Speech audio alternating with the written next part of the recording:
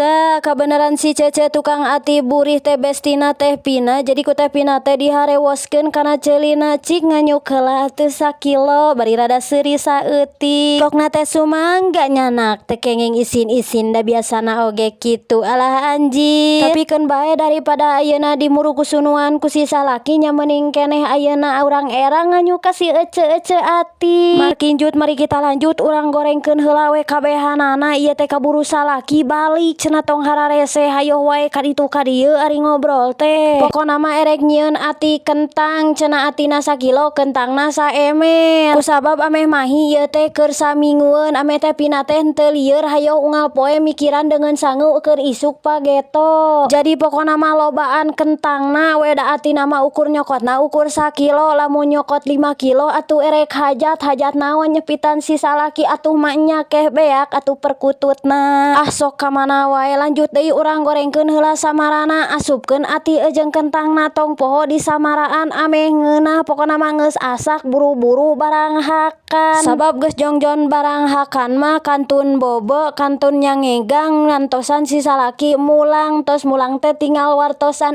bade emam bade neng heula.